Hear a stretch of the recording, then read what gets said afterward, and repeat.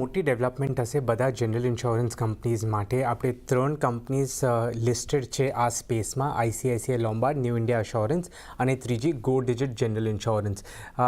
સૂત્રોના અનુસાર આપણને ખબર પડી છે કે ઇન્સ્યોરન્સ રેગ્યુલેટર જે છે IRDAI એમને રોડ ટ્રાન્સપોર્ટ મિનિસ્ટ્રી પાસે એક પ્રપોઝલ મોકલ્યો છે અને આ પ્રપોઝલ હિસાબે IRDAI ઈચ્છે છે કે મોટો થર્ડ પાર્ટી ઇન્સ્યોરન્સ પ્રીમિયમ જે હોય એમાં વધારો આવવો જોઈએ આ સાલમાં. 3 સાલથી આ પ્રેઝન્ટેશન્સ ઇન્ડસ્ટ્રી કરે છે, આ ઇન્ક્રીઝ માંગે છે ગવર્મેન્ટથી, પણ આ સાલે લાગે છે IRDAIની બેકિંગથી આ એકચ્યુઅલી થઈ શકે છે. IRDAIએ રોડ ટ્રાન્સપોર્ટ મિનિસ્ટ્રીથી 18% ઇન્ક્રીઝ માંગ્યો છે મોટર થર્ડ પાર્ટી પ્રીમિયમમાં. In fact one of the categories જે મોટર વ્હીકલની હોય એમાં 20થી 25% ઇન્ક્રીઝ માંગ્યો છે IRDAI રોડ ટ્રાન્સપોર્ટ મિનિસ્ટ્રીમાં. આ બહુ ઇમ્પોર્ટન્ટ છે કેમ કે જે મોટર થર્ડ પાર્ટી સેગમેન્ટ હોય છે ઇન્સ્યોરન્સનો એ આખા ઇન્સ્યોરન્સ બિઝનેસનો 20% હોય છે અને ખાલી મોટર પ્રીમિયમનો 60% હોય છે. તો કાફી મોટો બિઝનેસ છે અને અગર 20% ઇન્ક્રીઝ પણ આવી જાય આ સાલમાં FY26 માટે મોટર થર્ડ પાર્ટી ઇન્સ્યોરન્સ પ્રીમિયમમાં, તો આ ઇન્સ્યોરન્સ કંપનીઝના જે કમ્બાઇન્ડ રેશિયો હોય એને 4થી 5% તક ઇમ્પ્રૂવ કરી શકે છે. એ માટે આ બધા જનરલ ઇન્સ્યોરન્સ કંપનીઝ માટે ICICI Lombard, new India assurance અને ગો ડિજિટ જનરલ ઇન્સ્યોરન્સ માટે બહુ જ મહત્વપૂર્ણ ખબર છે. આભાર યશ આપનો સમગ્ર માહિતી આપવા માટે. તો ઇમ્પોર્ટન્ટ ન્યૂઝ ખાસ કરીને આપણને આવતા દેખાઈ રહ્યા છે. થર્ડ પાર્ટી જે ઇન્સ્યોરન્સ કંપનીઓ છે એને લઈને, અને ખાસ કરીને આપણે જોયું ICICI Lombard, go digit, new India assurance જેવી કંપનીઓ છે ખાસ કરીને જે આ સ્પેસમાં આપણને આવતી દેખાઈ રહી છે.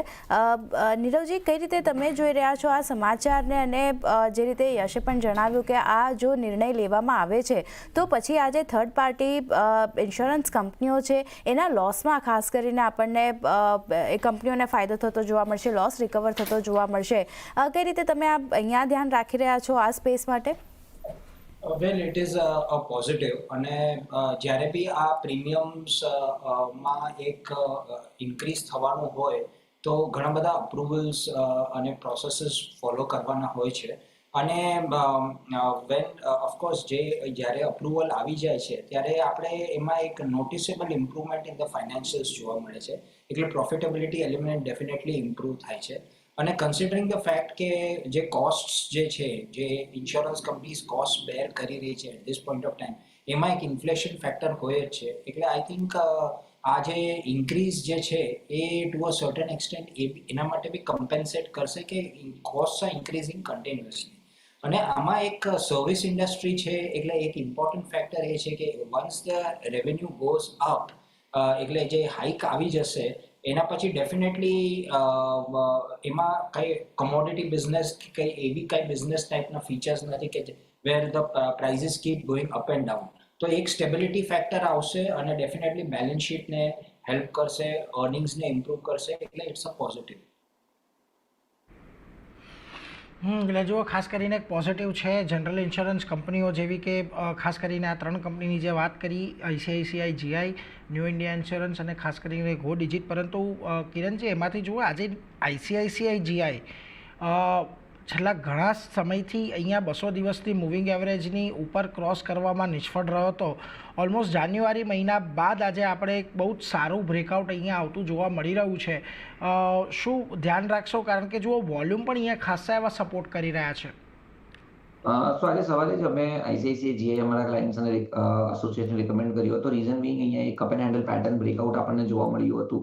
અને જે રીતનું પેટર્ન બ્રેકઆઉટ હતું સમય અરાઉન્ડ 1900 ત્યાંથી આપણે એક્સપેક્ટ કરતા હતા કે સ્ટોક 2000 સુધી જાય. હવે આ ન્યૂઝને લઈને આજે 2000 સુધીના ટાર્ગેટ આવી ગયા છે. હવે 2000ની આજુબાજુ એક ફ્રેશ રેઝિસ્ટન્સ આપણને જોવા મળે છે. તો અત્યારે નવી ખરીદારી માટે તો સલાહ નહીં રહે, પરંતુ કોઈ પણ પ્રકારનો ડીપ આવે છે અગર 1980 થી 1970 તો ત્યાં લોંગ પોઝિશન કરવી જોઈએ. 1950 નો એક સ્ટ્રેટ સ્ટોપ લોસ રાખવાનો છે. જે રીતના ચાર્ટ પેટર્ન છે ઉપરમાં ફરીથી 2100 સુધીના લેવલ્સ આવે એવું અમને લાગી રહ્યું છે. ચોક્કસ જ ચાર્ટ પેટર્ન ઘણા સારા છે. ડેફિનેટલી મારા હિસાબથી લેવું જોઈએ. ઓકે,